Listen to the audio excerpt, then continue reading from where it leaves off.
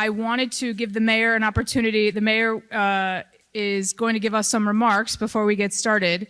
And then, as you can see from your agenda, we're going to screen the film and then we're going to have our panel.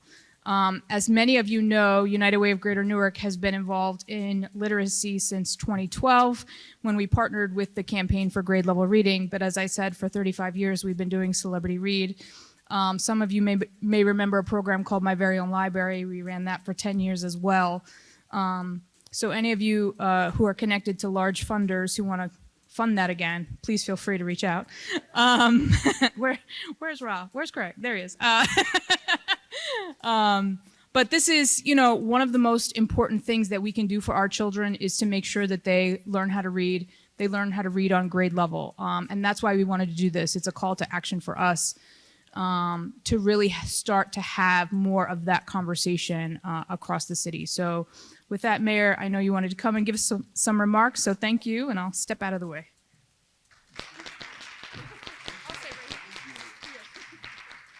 Thank you. So I just want to thank Catherine first and United Way, Greater Newark for the work they've been doing. I've worked with them in various capacities as an educator, My Very Own Library, the mayor, Celebrity Read. The work that they're doing is impactful and collaborative, and it's important. Glad to have as a stand-in for me, who's probably better than me up here, Dr. Brown, who's going to sit in my stead because I have to go to Jersey City and speak on a Martin Luther King event. But I wanted to come here because it's incredibly important. I wanted people to know that I thought it was important as well. I know Dr. Brown is going to do a real good service and justice to the discussion for sure. We have in Newark been trying to organize our resources around literacy. We understand that people have to know how to read at least by 9. If they don't know how to read by 9, it'll impact them for the rest of their lives, which means we have almost a very short period of time to do all that we can, particularly with all of the other social determinants that exist in our communities that prevent people from accessing democracy, prevent them from accessing wealth, prevent them from accessing economy, and all the other things, and happiness for that matter.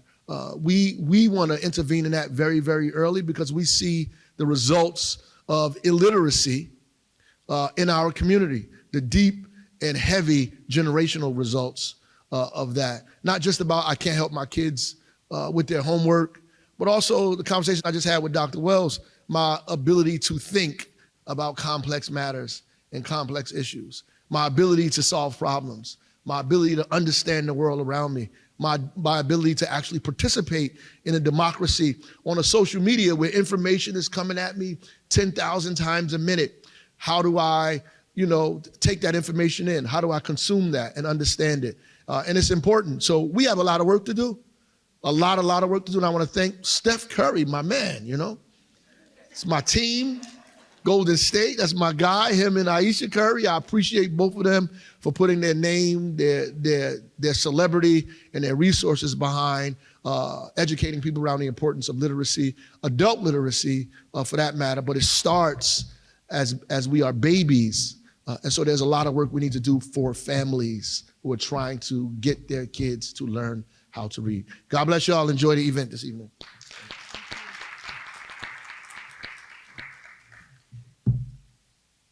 Thank you, Mayor.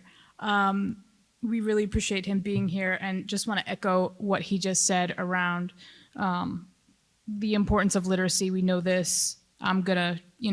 We're gonna have the panel talk about it after the screening. I did actually go to this screening in Washington, D.C. One of our panelists, Ralph Smith, is here. He is the managing director for the Campaign for Grade Level Reading, and we asked if we could bring this screening here to Newark. So I hope that you all get something out of this film. It is deeply moving. It is also deeply eye-opening, and hopefully that we can have a robust conversation after that. So I'm not sure who gets the film going, but I'll sit down now and hopefully somebody will bring up the film. Thank you.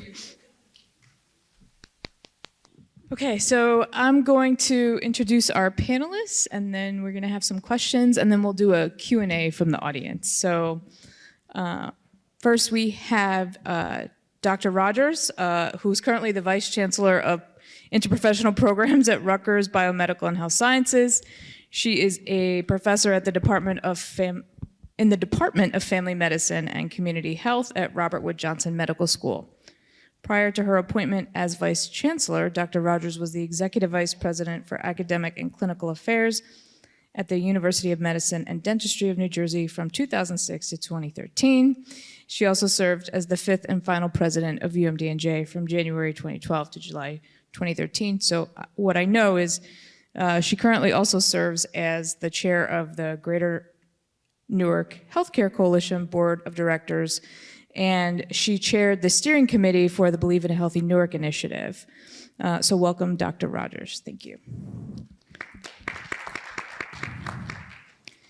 And next we have Ralph Smith. Ralph is the managing director for the National Campaign for Grade Level Reading.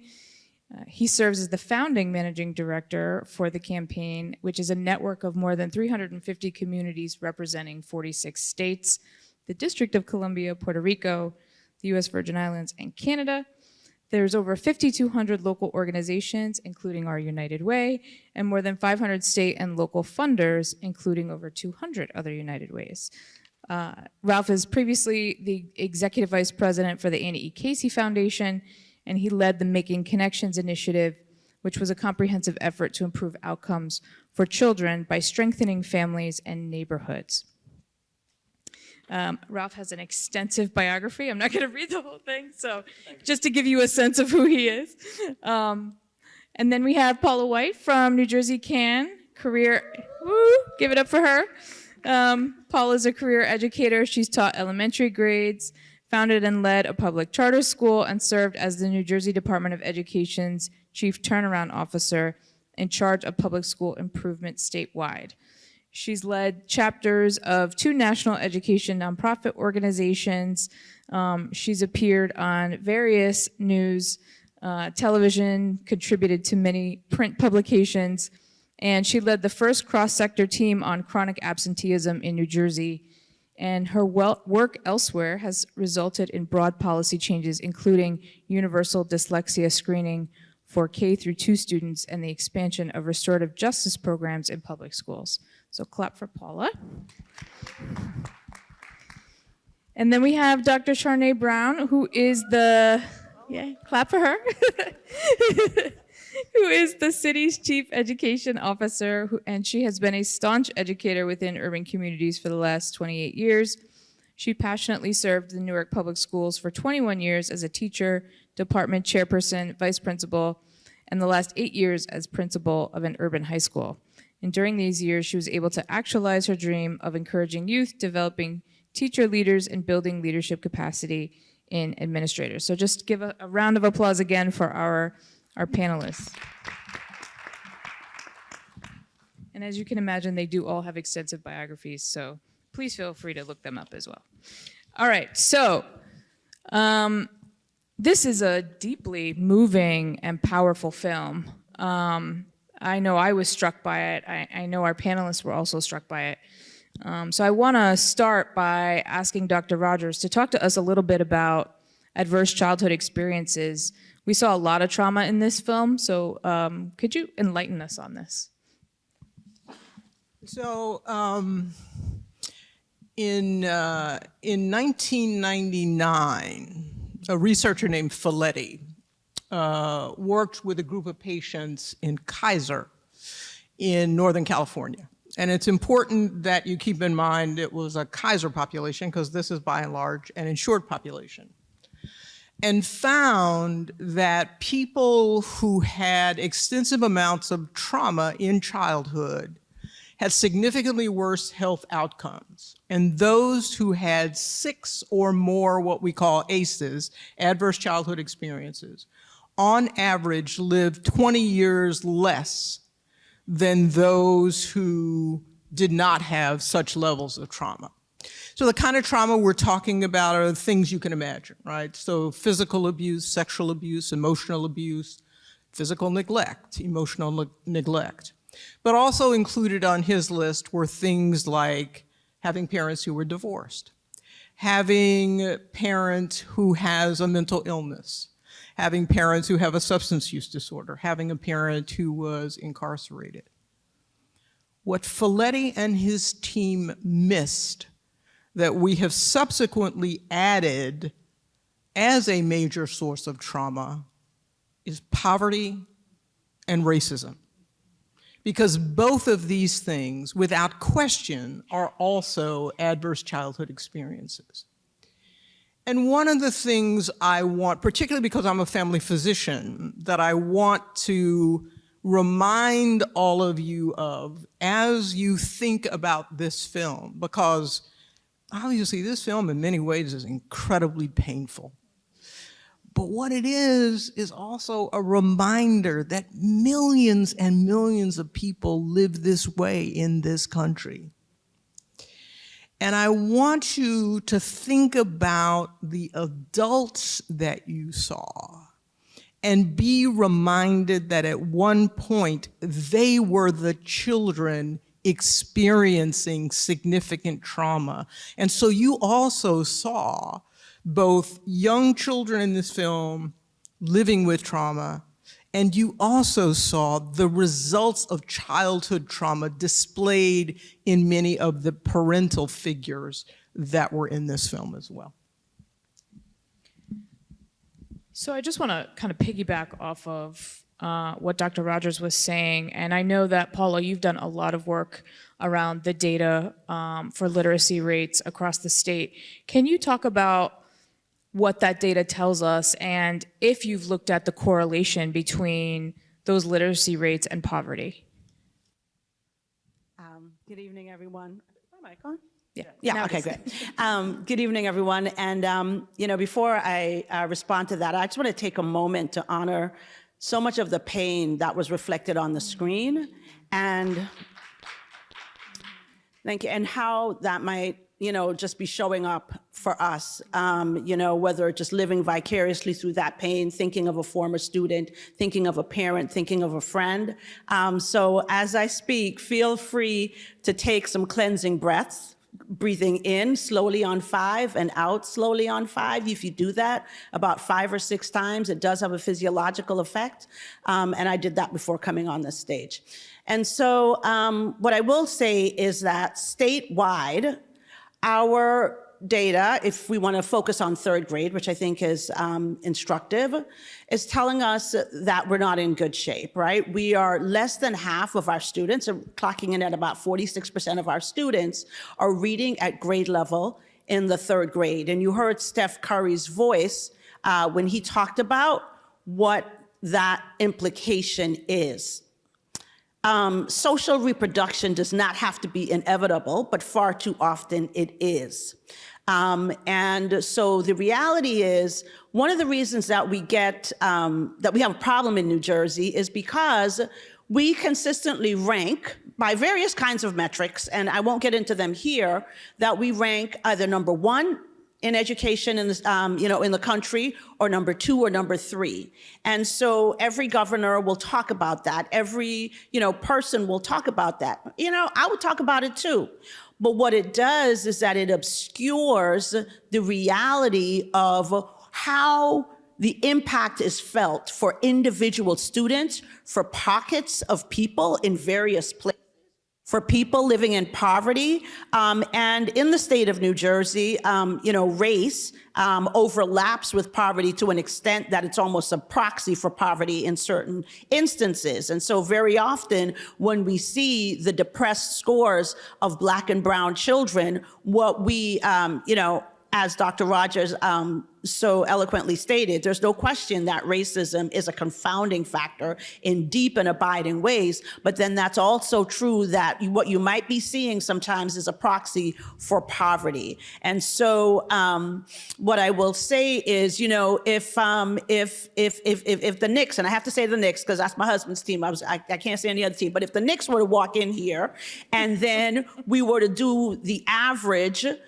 so right now, if we were to do the average height of everybody in this room, I don't know, maybe we would come in at about maybe 5'5". But if the Knicks were to walk in here, right, the average would change, and the average would say that maybe it's 5'9", because you got a bunch of 6'6"ers and 7 feet and all of that. And so I say that to make the point that don't let data fool you about the reality of what it looks like for most people. Most of us in here are not 5'10". If the Knicks come in here, that's not going to change. They going to still be tall, but I'm not going to be any taller. And so that is the reality that we're dealing with. And so, in the city of Newark, we've got about 31% in the aggregate of our third graders that are reading on grade level. And what that means is that there's some, schools where students are reading, overall at a higher reading level. What it means is that some schools are much lower than 31%. What it means is that your baby may be, knocking it out of the park, but overall in the aggregate, that's what our data is, and it's very troubling. So before I ask Dr. Brown how the city is helping to address this, I wanna go over to Ralph. Ralph and I had a great conversation yesterday in preparing for this panel, and I know he has a slide, so I'm hoping we can get that up. Ralph, can you talk about, there it is, there's the slide. Can you talk a little bit about, there's a couple of things I want you to talk about, but the first thing I want you to talk about, in the film, we see that, and we hear that illiteracy is a symptom of poverty. Can you go deeper into that?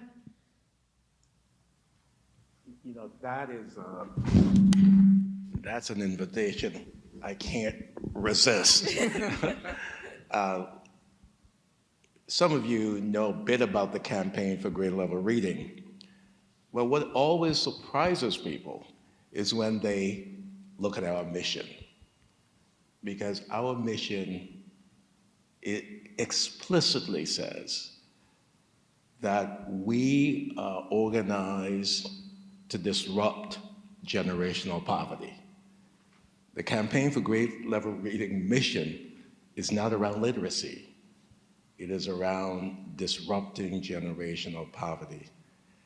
And every time I've seen this, now 3, the searing reality of this documentary, it's a documentary about poverty and the fierceness of poverty and the deep depravity of poverty. And so when I do the work on grade level reading and on literacy, I do it with a deep understanding that it's magical thinking to believe that we're going to solve the literacy problem at scale while we live with this degree of poverty all across the nation. But we don't have, we have tried a lot of things. We have made the social justice argument. We have made the moral argument. We have made the economic argument. We have made virtually every argument, we collectively, about why poverty is wrong, why poverty is too expensive to sustain, why poverty is bad for your soul, for your heart. We have not been sufficiently persuasive as to really have a movement to take on poverty. So our tactic, and let me admit it's a tactic, is to go where the fiercest warriors in this society tend to congregate. The fiercest warriors in this society are the people who care about young children. And across the political spectrum, there are people who care about children being born healthy. There are people who care about children thriving. There are people who care about children learning to read, the literacy folks. And our bet is that if we can get those fiercest warriors to understand that what they want most will not be accomplished and will always be undermined by the corrosive power of poverty, that maybe, just maybe, we can change the dynamics and tilt the odds. That's the strategy and the tactic of the Campaign for Grade Level Reading. We're trying to get people so mad that they can't get done what they care about, is they'll say, we may not care about poverty, but poverty is getting in the way. And let me give you one concrete example of that, and that is in 2016, we had a group of conservative family foundations, and one might say conservative family foundation is redundant, but they were a conservative family foundation, and they said, hey, listen, we really care about children reading. And therefore, we've got to care about them attending school. And what we've come to know is that they miss a lot of school because they're sick. And what we've learned is they need health insurance, and the only insurance they could get is Medicaid. So we want to learn about Medicaid. We did 6 sessions on Medicaid for these foundations. And those 6 foundations got together and wrote their senators and representatives and said, leave Medicaid alone. These 6 conservative foundations who 6 months earlier would have looked at Medicaid as a big entitlement program which ought to be cut, came to understand that if they really cared about these kids and they cared about them reading, they had to care about them showing up for school. And if they cared about them showing up for school, they had to care about their health. And if they cared about their health, they had to care about insurance. And if they cared about health insurance, they had to support Medicaid. Now that's a long way to get to what some of us feel is so obvious. But that's the struggle we've taken on. So when you get to the end of this amazing documentary, you kind of, and it was kind of obvious in the applause, you're kind of not sure whether you should applaud and why. And it seems as if, is that really the solution, that we should volunteer to tutor? I mean, did you have the feeling that it felt as if, boy, there's this humongous problem? And the answer that came up with is volunteer to teach a kid to read. And we're all like looking at each other saying, that doesn't sound like a solution. But what it is, it's really the expression that we all feel we should do something. It's not enough to admire the problem or bemoan the problem, that we really should do something. And the best that they could come up with, and I really say the best not as a critique, is look, let's all do something and let's all pile in. And if we get 1,000 of us engaging with 2,000 kids, that's better than nothing. We understand that frustration, we understand the feeling of inadequacy, and we support folks who are just trying to do something. And we think there's some other things we can do. And what I want to do is to come back to the slide, because I've talked long enough in this round. I'll come back because I do want to talk about the slide as something we could do. But I share the sense that this important, powerful indictment of poverty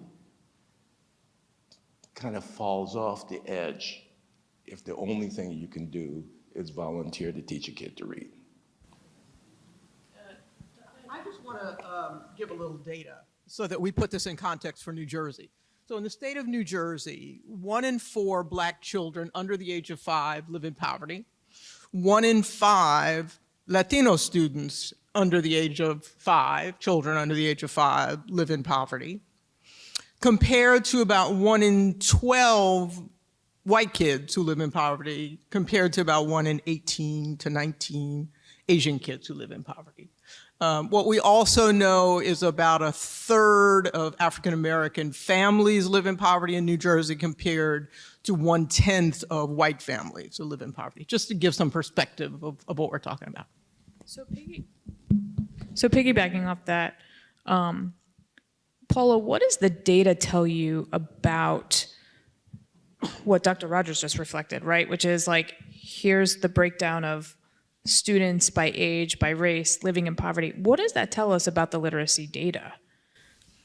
It tells us a lot. So first of all, let me just out myself. I'm a magical thinker, okay? Because I do believe that we can solve this problem at scale before we solve poverty.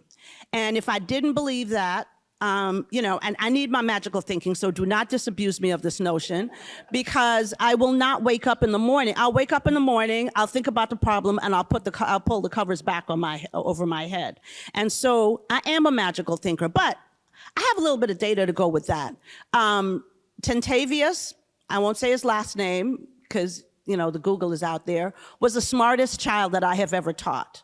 I have not taught a child as smart as Tentavious, and it's been, you know, it's been a lot of years. And, you know, Tentavious would write essays, and he would write a story, and I would have a hard time tracking it because his characters would time travel. And I'm like, yo, Tentavious, I can't, like, what is going on? He's like, well, yeah, well, you know, this character, so forth, right? Tentavious was extremely poor. Tentavious's mother was on drugs. Tentavious's mother actually liked the other children better than him in the family and told him that, and told him to go live with his grandmother because she did not like him. Tentavious and I are in touch. He's doing all right. I'm going to be seeing him in Atlanta in a few weeks. I also know that when I first taught, the first year that I taught, my class was just all over the place. I had horrible classroom management. I knew how to teach reading because Christine King Ferris, Martin Luther King Jr.'s sister, who was my professor at Spelman College, she taught me how to teach reading properly. So I knew how to do it, but I didn't know how to control the classroom. And as a result of that, my scores were terrible. And I learned from a teacher and a paraprofessional next door to me. I don't know why this mic is coming in and out. But I learned from someone who was, or maybe it's how I'm holding it, I don't know, who was next door to me. And as a result of that, my outcomes moved up by 30%. From one year over to the next year. And by the time I left the classroom, routinely, I had at least 70% of my students who were reading at grade level. And I have never taught in a school that was not 90% or more free and reduced lunch. So these were all poor children. They didn't bust them in from anywhere else. And so I know that, you know, if we do what we need to do, and if we support the community in a holistic way, I know that this is possible. And so, but it's gonna take a community in order for it to happen. So all of that data is true. All of that is very troubling. We're not gonna get it just by teaching, but, you know, don't sleep on the tutor now. Because remember what they said in the film about having a trusted adult that you have an ongoing relationship with. It is, you know, it is powerful, but you're absolutely right, Ralph, it is not enough. So we need to support parents, and that doesn't mean that, thank you, yep.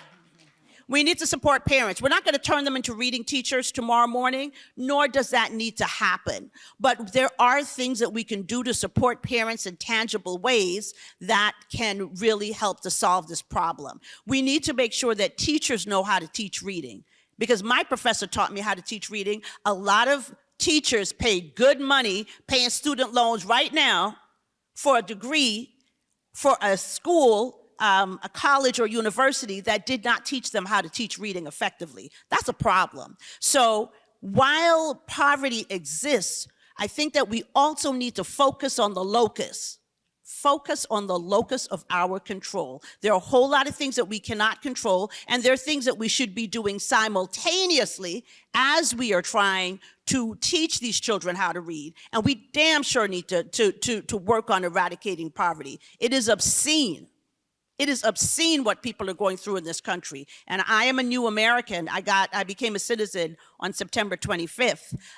But you know, one of my other citizenships is Canadian. And when I came here and learned about the system of healthcare, I was gobsmacked, and I continue to be. So these things need to change, but we also, I think it's really important for us to know and believe and look for evidence, because it does exist. Even in the city of Newark, Park Elementary, 51% of the students reading at grade level, third grade, shout out, let's go. It can happen, and we just have to continue to study those people where that is happening, and to learn every day, and to wake up and believe that it is possible. Thank you, Paula. Christine, I want to join you in applauding that statement, Yes. but I need to make Okay. a quick thing. Go ahead, Rob. Go ahead. I think it is, by the way, magical thinking is fine. So I don't want to disabuse your magical thinking, but remember I said at scale. And you add those two words, at scale. Let me tell you the magic I believe in, and those of you who have been in a classroom with young children and a great teacher, that's magic, what a great teacher can do with kids. That's the magic I believe in. But I also know that not every person in the classroom is going to be a great teacher. And not every situation is going to be perfect.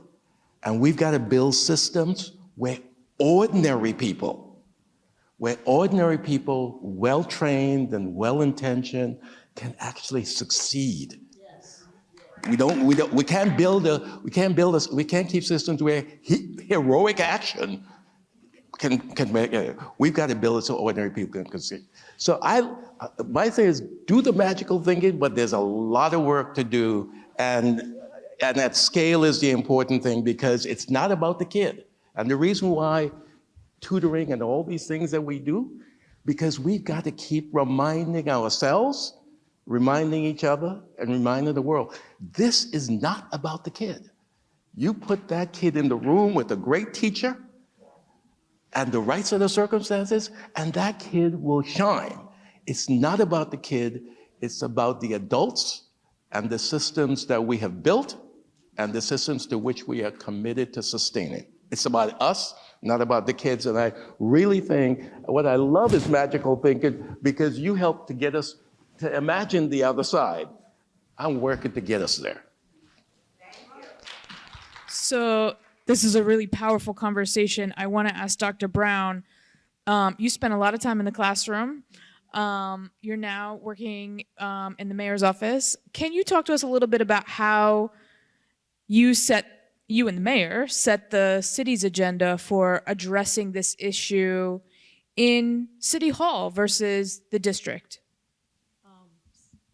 Can everyone hear me? Here. I can't hear myself. Okay, first of all, this documentary was extremely heart-wrenching, and for the empaths out there, we're probably struggling a little bit, and I just want to make sure you know that I'm struggling a little bit. But I want to respond to that question because I've only been at City Hall for 3 years, right? You know, I've worked as a career educator, and I want to remind people that the mayor of this city, because I knew him on the other side, he's also a staunch public school educator. Can we clap it up for our mayor who had another life? And so when we look at this problem, honestly, we cannot not look at it from the lens of a teacher. I mean, I just want to be quite honest. I worked 21 years in MPS, but about 7 years at Irvington High School. As a teacher, I always increased I always had really good test scores as a teacher, English teacher. And every school I worked at, I impacted those scores from whatever role that I was serving in. The last opportunity I got to do that was at Central High School with the mayor. And so we know that there are just some basic pedagogy that you actually talked about, Doctor, that can unlock, right, learning for young people, and it seems locked. And the test scores are just a manifestation of that unlocking of the learning, and it's a byproduct. And I think that we need to think about this problem not just from the traditional sense, but look at some other out-of-the-box systems, because part of our understanding, and I think that's what we were talking about, is some of these systems are designed to continue mass producing failure. So I just want to say that that is a real belief, and unless we disrupt it, it's going to actually keep producing what it's supposed to produce. And I think that that's what lends, because we have to say that because those are our 3 pillars. First one is social justice. The second one, equity, and then looking at how can we be a lab to kind of create policy that would change that, right? And then on the last one, we just said, hey, let's just make a whole thing around literacy. And so what the mayor and I are doing is partnering with the experts out there, the people that's actually doing the work, and make sure that we use the bully pulpit to collaborate, to get together and be able to look at all systems. What we've chosen to be systems that will help literacy is unlocking the real issue of maternal health crisis that's going on in our city. We cannot talk about literacy and not talk about maternal health. That's what we came to uncover. So I think that that's something that we really need to talk about, how early literacy starts and how it's a win if we empower parents to start looking at literacy, in easy ways, ways that we can actually easily engage people, because you don't have to be a doctor in order to help unlock somebody, prepare your children, I should say, to be effective at literacy. And then we thought that the 10-point literacy plan was a way to kind of like get people into some tangible research-based methods and strategies and pedagogies that work. Like, this is the people have already done the research. This is just ways to enter in and get started. But what happened even prior to the 10-point literacy plan was actually the Literacy Coalition. And that's where the collaboration, getting people to get in when they fit in, to use the resources they have to support the problem on all levels. You're not going to disrupt poverty. You're not going to deal with literacy. You're not going to do that all without looking at it in a real holistic approach. And a holistic approach is, how can we support families while they're actually going through pregnancy? How can we not just deal with literacy and say, hey, read to the unborn child, but is there some guaranteed income that we can do to kind of sustain you? I mean, how are you rushing back to work in order to maintain housing? Like, can we look at these problems holistically in order to solve this? And I think that that's what we want people to do, is to look at it through a holistic approach and then actually use their resources, because we can't fix parts of the problem and try to solve one problem. So those are various ways that we've gotten involved, and it's actually kind of really really developing into an ecosystem that they're looking at literacy the way that they've been looking at public safety in this city, right? They've been looking at public safety by saying, can we get all people at the table, and can we work on this from a holistic method, and whatever gaps can we try to fill them? And we're just trying to do the same thing for literacy. So I want to circle back, though, to Dr. Rogers, because Ralph, you talked a little bit about this, and Paula, you talked a little bit about this, and you just talked a lot about this. So I want to circle back to something that I actually learned from Dr. Rogers on the Believe in a Healthy Newark steering committee. And I've heard her talk about this a lot. I just want her to talk about it in front of all of you, which is, how do we support parents to not recreate the ACEs, right? And I've heard you talk a lot about parenting. I know you have this thing about, I'm not going to say it, so I want you to say it. You know what I'm saying. I want you to talk about how do we support parents to like not recreate this? Yeah, she's gonna get me in trouble again. She's got me curious now. It's actually, I have several things I want to say, but I will address this issue first. And this is a particular issue in the African American community, I'll say. But we have to stop hitting our kids, and people don't want to hear it. As a matter of fact, since the mayor's not here, I'll tell you my anecdote. I said this once in an audience in the Victoria Theater a while ago, that, you know, people need to stop hitting their kids. And the mayor said, "No, Dr. Rogers, I don't know about that. Spare the rod, spoil the child," right? My message gone, right? He goes, you know, who people gonna listen to, the mayor or me? They listen to the mayor. We have to stop hitting our kids. We must stop hitting our children, everybody. But you know what else we have to stop doing? We have to stop yelling and demeaning our children as well, because that's as damaging as hitting them. And part of the problem is, as parents, and I'm a parent, and by no means was I a perfect parent. I did not, however, hit my child, nor did I demean my child, because my trick was I never punished my child while I was angry with my child. And my child made me angry, of course. They all do. But you have to take those deep breaths, that step back. You have to think before you act. And we have not learned that. And many of us have not learned that because we actually learned the opposite lesson from our parents. Our parents hit us. We said, I grew up fine, right? So it worked for my parents, so it's gonna work for me. It actually didn't work all that well. You just think it did. I just have to tell you.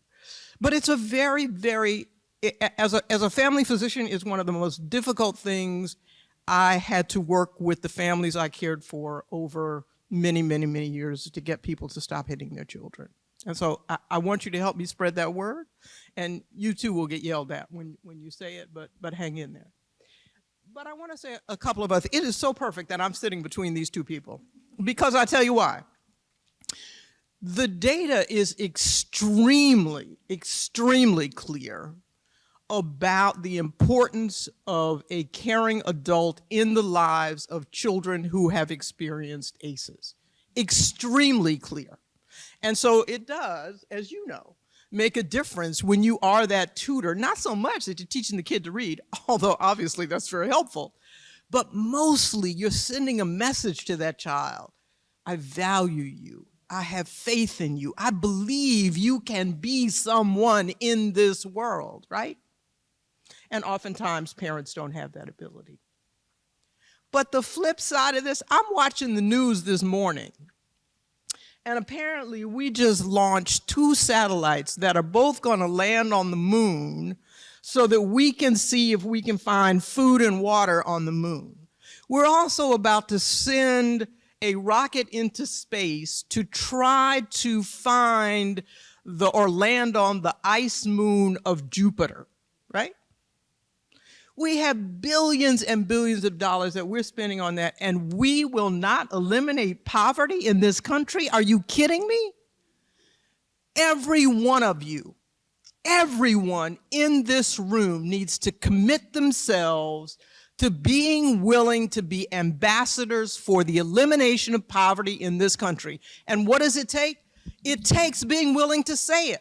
It takes being willing to say to politicians, you need to tell me how you're going to help us eliminate poverty. We must believe we can eliminate poverty. We don't anymore.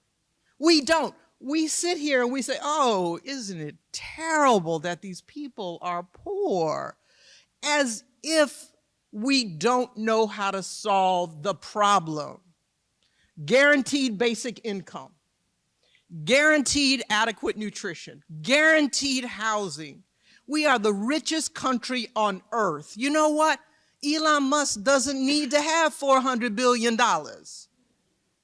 Some of that money needs to go to the people that we just saw. Matthew Desmond, Poverty by America. Read it. He has very concrete recommendations on how to eliminate poverty. And you know what the main one is? This is so rocket science. Not. The main one is the richest people in this country have to pay their fair share of taxes. And if they did that, we could eliminate poverty in this country.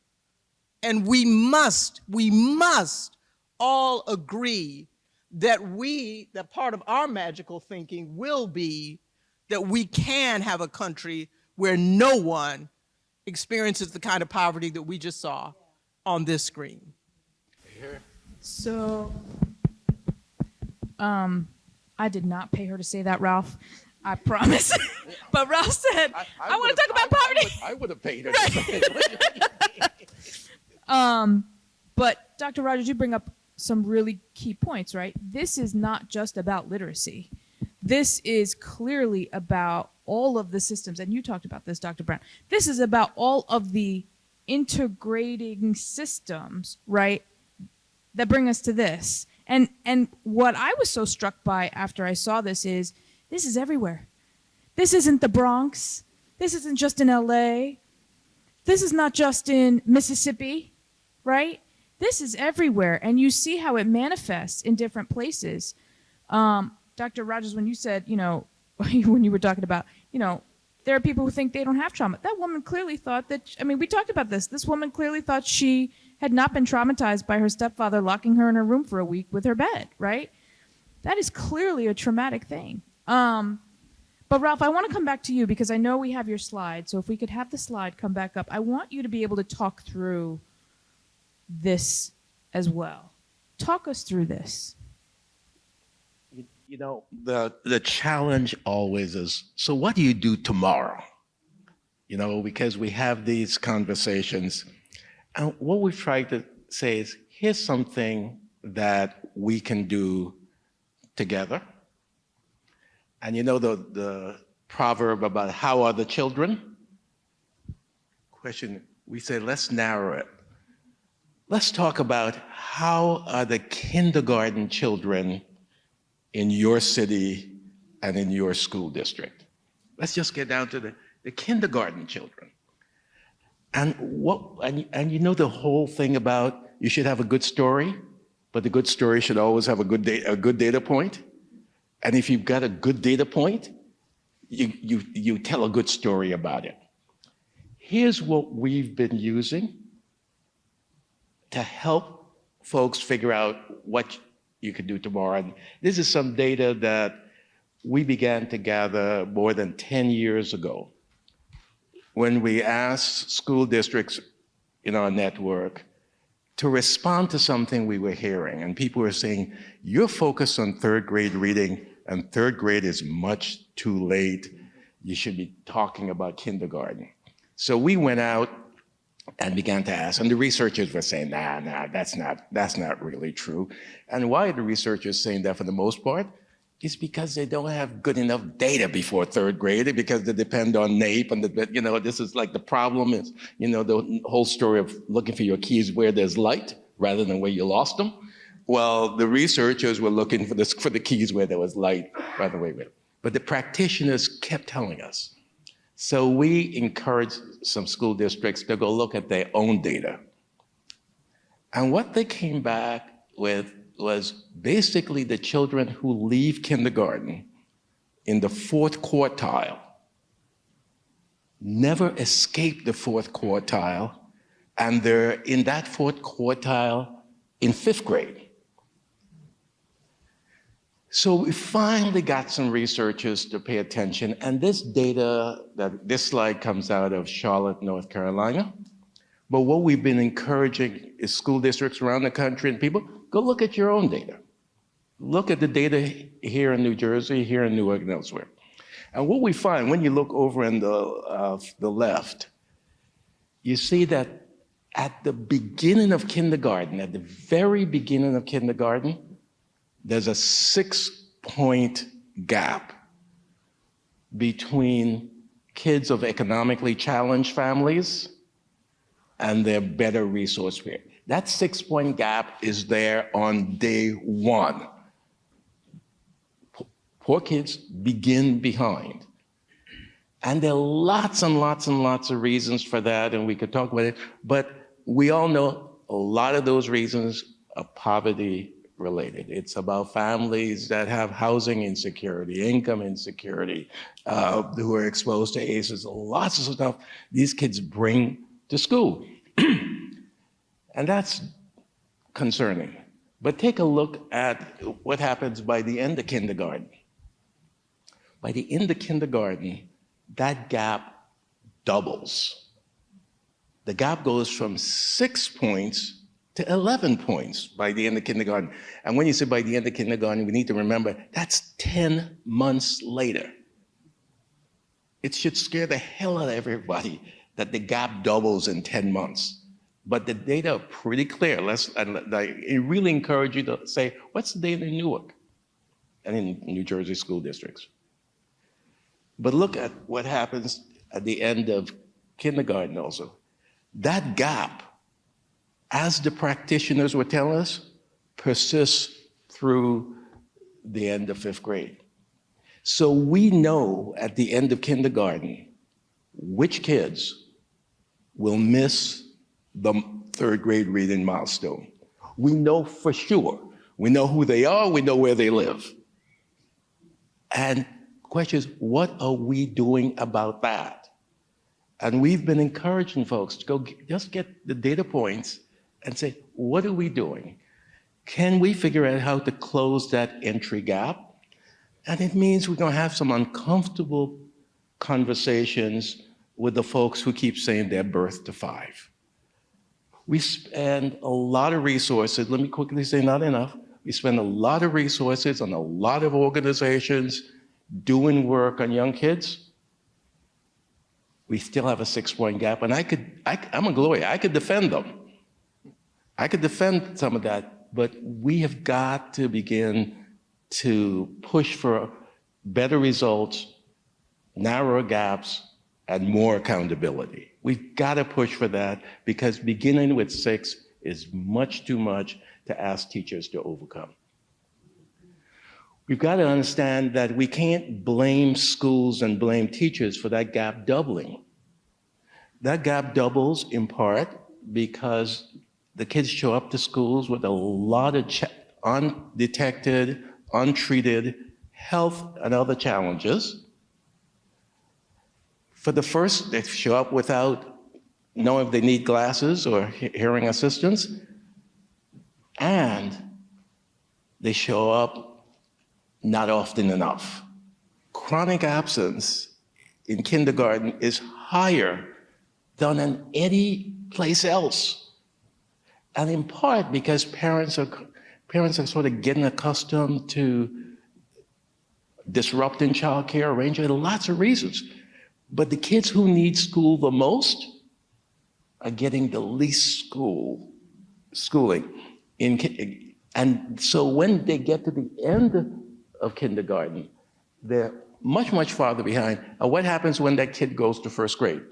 1st grade teacher has no information, and they start right over again, and they say, well, that kid is going to make a year's progress. But the kid who is already 6 months behind or 6 points behind, if they make a year progress, they're going to still be behind, and then we know they lose ground over the summer. So what we've been encouraging folks to do, and let me say that this is almost like subject to the same kind of hesitation as going out and tutor a kid for all good reasons. What we all can do, is look at the data, our local data, and say, what are we going to do to move 2 numbers? Can we narrow the gap at entry?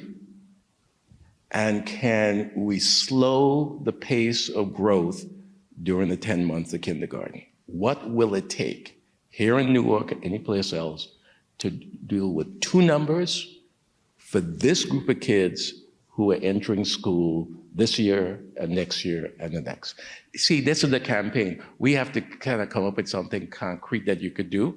We think you ought to tutor, but we think that we all can, in addition to tutoring, really look and work with the school district and work with parents and work with neighborhood organizations and work with service providers to do something about the 2 numbers that predict with alarming accuracy which kids are going to succeed in reading by 3rd grade 2-3 years from now. So I want to open it up for Q&A. I know that we're running a little late, but I wanted to be able to take questions. So did anyone want to come to the microphone and ask a question for any of our panelists? Don't all jump up at once. No? Okay.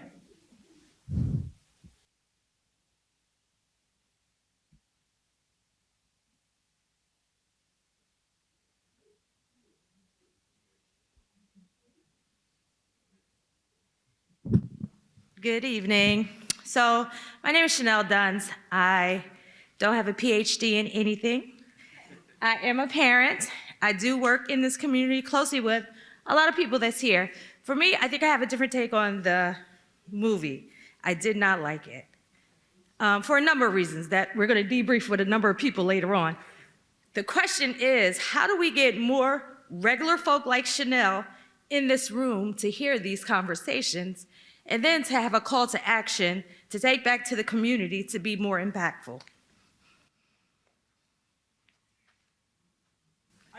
How do we get more people to see a film like this? Like To be a part of the conversation. So To be a while, part of while the I okay. appreciate Got all it. of you on this panel, we're the regular folks to give their input about their families, because I can only speak from my perspective, Yeah. what's had happened in my family, me living in poverty, me being a teen mom. We're those people.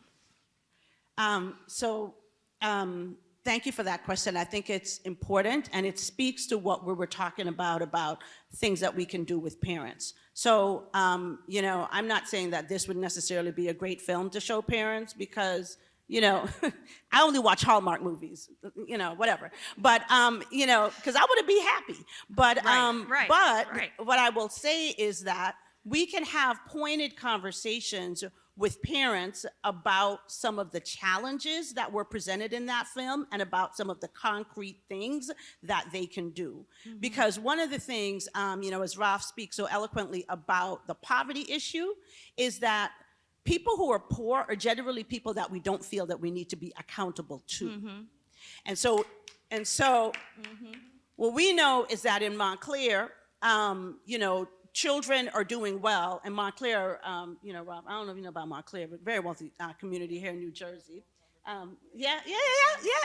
I moved from Montclair after my children graduated from school there. But what I will say, and I helped to author the Achievement Gap Advisory Report in this township of Montclair. But what I will say is that there are a lot of children who don't look like most of the children that you saw on that screen, who are not being taught how to read well. And they are doing well in spite of the school and not because of the school. And that is because people are being accountable to them, and specifically their parents.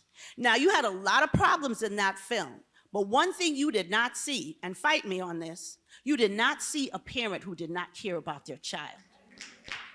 That was not there. And I have taught hundreds of children. I have led schools. I have been in hundreds of schools across this state, leading school improvement for the state of New Jersey. I have not met a parent that doesn't care about their child.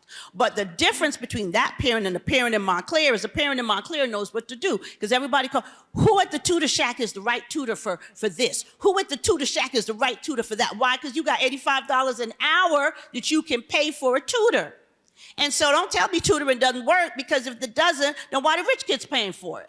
Because the school is not serving them, but they have to find another place of accountability. So we need to have conversations with our parents, and we need to, and we can do this at every school. We can do this at every school, and we can make it so that they come. We can have childcare, we can have dinner, okay? And we can tell people, and we can have it at different times of the day. And we can say, and we can go to the parents if they don't show up, like, wait, what happened? There was a fire? And they're like, no, miss, what are you talking? There ain't no fire. Well, because I said there was a meeting, you didn't come. I thought there must have been a fire. Okay, I will come tomorrow. Yeah. That's what I did. And so we can get parents in the room and say, here are the things that you can do. You know how your baby likes the device? Put them on the device. I'm going to give you 3 sites. These are the 3 sites they can go on. Sesame Street was founded because it was supposed to be an equalizer. TV was supposed to be an equalizer. It still is if you curate what your children see. So what we can do is go to where parents are. If they're in the laundromat, go to wherever they at. Go to where they are. Okay? This is not banking hours. This is not about you being comfortable. Go to where they are and give them concrete strategies that they can use tomorrow, just like you said, and those parents will do that. They will do it. I guarantee you, they will do it. I want to respond to that. Thank you so much for everything that you said, because that's a part of what high dosage tutoring is research based, and we do know that in affluent areas like the Westfields and the Livingstons, They actually, and I have to say this because we find that, and there's a term for this, but I'm not going to get into the term, but basically how people feel about the children you teach is how we feel about the educators. They actually get that same treatment. They're policed, they make it seem as they're not effective. The truth is, I worked in suburbia and I worked in urban schools, and the truth is, urban education has some of the most qualified, most decorated, well-educated teachers. Can we give a shout out to urban school teachers? I want to say that because the myth, and when I did an internship at Westfield, the principal came in and had this big meeting with the faculty, and we was like, he was so angry. And basically, he was yelling at the teachers because they were making a mint with tutoring the families that they were teaching and teaching them the curriculum a year ahead. And so basically, he said, stop sharing the curriculum in advance, number one. And if you couldn't do that, you went to places like Newark Academy and things like that, and they did the same thing. But all high dosage tutoring is saying in the 10-point literacy plan is this is a well-proven strategy and a resource. And we don't have to, and I hate to say this out loud, we don't have to rely so much on schools to fix or solve problems, that there are outside resources that actually can do a better job, because high dosage tutoring is the top way, research-based, to effectively change someone's reading scores. And I want to say that because I want people to look at the 10-point plan as an empowerment tool on how parents can be empowered. What this movie did help me understand, though, is that the document itself is heavily in linguistic, right? And if we're trying to reach people who can't read, we're not really empowering people who have literacy issues to be empowered. And for me, it makes our organization think of how can we do different things to get parents to be more empowered. We did just put out a literacy PSA that you will see, but this kind of helps me just like really addressing the bilingual diversity in our city has helped me make sure that we put out documents in different translations, like how can we get better at meeting the group of people that we're not? And I think that that's the question that you're really asking, how can we be better equipped? And kind of like, and it comes with feedback though. It comes back in places like this where you do a heck of a job to push the needle, like our office, and then someone says, but you know what you didn't do? Yep. You're like, oh man, and you gotta go back to the drawing board and feel like that's what the equity pillar is about. We don't decide what's inequitable, we just listen and respond. And that is the mayor's approach. How can we listen to the feedback of the community and respond and let them lead? And so one of the ways we're doing that, we know high dosage tutoring is one of those ways that's research-based. What we're deciding is how can we spark the resources out there, the money out there to say, how can we coordinate the high dosage tutoring? Like we have a new Sylvan. We helped do their grand opening, right? We never really had a Sylvan in our communities and we can't afford it. And so great, thank God for Project Ready, they got a grant, and then now they're putting people that can go through the Sylvan program. We're doing the same thing with Reading Partners. Thank God for Greenlight for putting money behind it. Now we're working, our office is working with Rutgers Reading Program, which is also another program that a lot of people with access to money are doing. How can we coordinate the people who need the help? We can't fix the systems. We should disrupt the systems, but I think that we need to do it the way we thought we had to do it in Central High School. We kind of have to triage, right? Considers a triage to fix the immediate problem and then fix the long-term problem. And I think the 10-point literacy plan is how can we fix the long-term problem? Now we need to bring this kind of information to any community outreach we can do. Maybe churches, wherever. We're having all these events, we're getting these people here, we're getting people there. How can we empower them on the spot? So I thank you for challenging our efforts, because we're putting in a lot of efforts, but we always have to get better, and we always have to think about how can we now catch the parent that we're not catching. So thank you so much for your question. You and Paula disregard my text message. Thank you. Wait. Don't go away yet. So you've done your advocacy work, you've done the provocateur work. What did you, as a parent, think about the film? I thought the film was more about poverty and less about literacy, one. And I think we always move to these pockets of trends. The trend right now is literacy. The trend before this was chronic absenteeism. The trend before this was, food insecurity. How do we mesh all of those things? Because all of those things matter in our children's education. Mesh them into one and stop moving towards these trends all of the time. So that's what I thought. Thank you for the feedback. I think you want to say something else to me. Okay. One of the things I want to comment on is, though, the messiness of the work. All parents actually don't love their children. And we don't want to acknowledge that, actually. There are a subset of parents who have significant mental health issues that get in the way of their parenting. There are parents who have significant substance use disorder that get in the way of their parenting. You can call all the meetings you want in every school every day. These parents are not going to show up. But these children often do. And so I am in no way suggesting that we should not do more to engage the parents that we can engage. But let's not live in a world where we don't acknowledge there are some significantly impaired people raising children who really struggle to be able to do that, and their children therefore pay the price, and that's how we have these cycles of poverty. Let's also recognize that in general, if you are born poor in America, you will die poor in America. The myth of the lift yourself up by your bootstraps in this country is a myth, because we have so many structures in place to make it really hard for you to get out of poverty.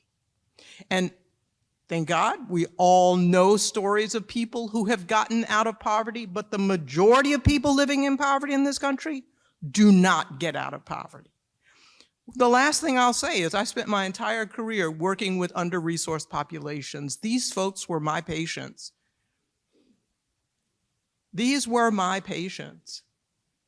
And the difficulties they experienced and the day-to-day traumas that they live with are hard to see and hard to recognize. And quite frankly, what makes it even more difficult is we're very judgmental. We're very judgmental about it. As a matter of fact, this mother who took her 13-year-old son with her to the methadone clinic every day, I was pissed as all get out seeing this, right? She's totally ruining this kid's life. No question, right? But then we hear her history and we understand why that happened. And our job then becomes, how do we have as much compassion for her as we have for him? And that's the work. That's the work. I think that's a beautiful place to end. I want to thank our panelists so much for coming out tonight. Can we give them another round of applause? And I want to thank all of you for coming out tonight. I know it's a little late, but we appreciate the fact that you show up, you engage, and you challenge us, right, to think through some of these issues and how we as United Way can do better for the community and our partners. So thank you all again. We appreciate it, and good night.